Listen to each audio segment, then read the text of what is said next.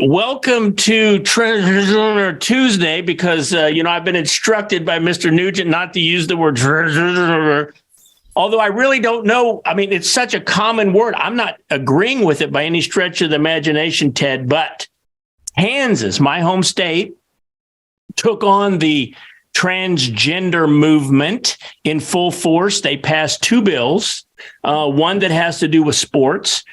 Pretty simple. They said, girls compete against girls. Boys cannot compete against girls.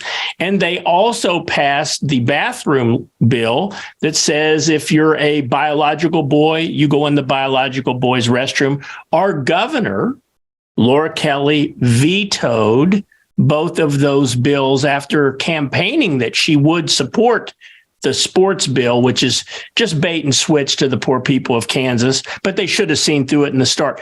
But Ty Masterson, the president of the Kansas Senate, reconvened and they overrode her veto. So now that is the law of the land. Boys cannot compete against girls and girls can only go into the girls' bathroom. What do you say to Kansas?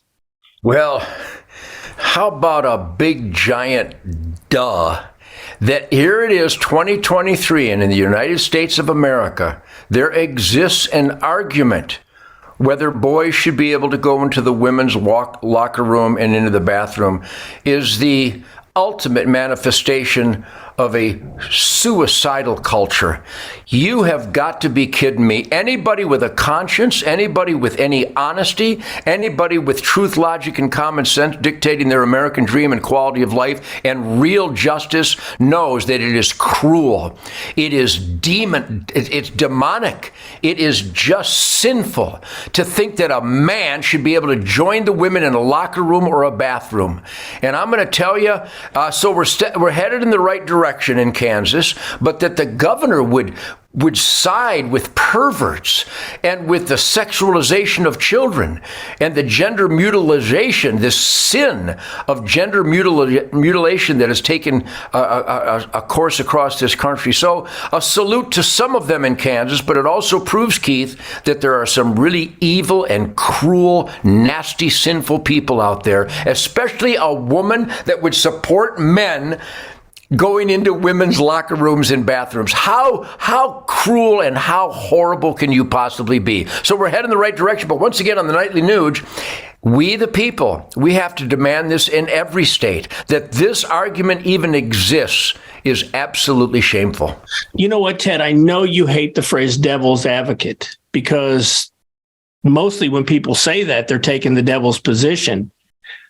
But I scratch my head as a father and a grandfather of, boy and girls for my children and boys and girls as my grandchildren. Who in their right mind could possibly think it's okay for grown men to be in a women's bathroom where girls of all ages may be in there, say at a shopping mall or a sporting event? Who thinks it's a good idea that biological men compete against girls? Because when it happens, they set every record that's ever been set. But I'm more concerned with the biological man in the girls' bathroom and people saying we should accept that. Back when we were kids, Ted, we would drag the man out of the girls' bathroom, beat the living shit out of him for what we all knew was wrong. And now there are people out there with straight faces, Ted. They're telling us we should be acceptant of that. Well, all you have to do is look at who this freak, this Martian, this zombie, this scam artist, this criminal gangster, Joe Biden and the entire Democrat Party. Watch what they do, listen to what they say, how they the hypocrisy is rampant. The policies of anti-humanism, not just conservative values, just anti-human, anti-decency. The people in charge of such decisions are just horrible, soulless, nasty people, and we've got to spotlight these cockroaches and get them the hell out of positions of power. That's what the Nightly Nuge is all about, spotlighting cockroaches and getting rid of the cockroaches. Now, I want to get Ty Masterson, the president of the Kansas Senate, on our show, Ted, because I have a few questions for him. But I was reaching out with him and texting back and forth with him earlier today, and he texted back, and he basically said, think about this. In Kansas, a minor cannot get a tattoo. In Kansas, they can't buy alcohol. In Kansas, they can't buy tobacco products.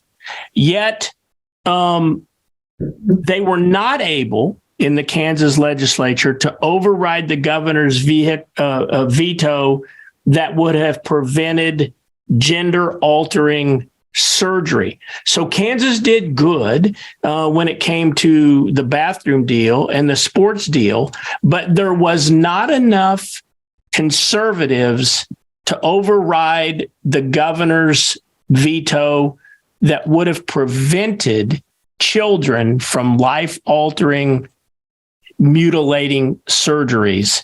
And you know what, Ted? I want to talk to you about that tomorrow night, because a couple of states have said they want to be the sanctuaries for those type of stances.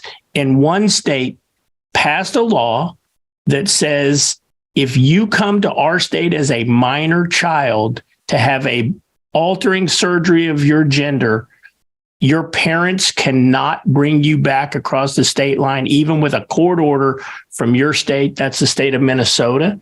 Ted, I want to talk to you about that tomorrow, but it's heartbreaking. But our viewers want to hear your take. You got it. Truth, logic, and common sense on the Nightly Nuge. Thank you, everybody, for supporting us. Be sure you go to mypillow.com and type in the code SPIRIT. If you want to buy gifts for the people you love, American-made quality gifts, go to, I'm serious. If you really want to light your middle finger on fire against these evil forces, you need to support somebody who's fighting against the evil forces with Keith and I. Mike Lindell is on the front lines. Go to mypillow.com and type in the code SPIRIT and buy slippers and pillows and dog beds, the greatest dog beds in the world. But that's a real tangible effort and way to push back against those that are trying to crush real Americans. MyPillow.com, type in the code SPIRIT, and you will be very, very happy and make idiots very painful. Hey, Ted, by the way, tomorrow we're doing a special little roundtable of some of the best turkey hunters in the world at hunternation.org, and it'll be on the Hunter Nation Facebook. But you're not going to believe this. You're going to want to listen to this. I'm going to talk turkey with Cuz Strickland, Rob Keck, Ray I, and Jana Waller. Some turkey hunting legends from all corners of our great country. That's a can't miss. What do you think about that? Yeah, turkey hunting is a great celebration in springtime across America and in the fall in most states. There are more wild turkeys in America today than ever in recorded history because hunting families and the National Wild Turkey Federation and true conservationists across the land have maximized habitat and brought back the elk and the deer and the cougar and the bear and the wild turkey, and it's a great celebration. You just gave the list of the most masters of turkey hunting because they are wary, they are elusive, they are very wise birds, and you've got to know how to call them in and how to position yourself and camouflage yourself with mossy oak and kill the thunder chicken. So what a great, great round table that's going to be, man.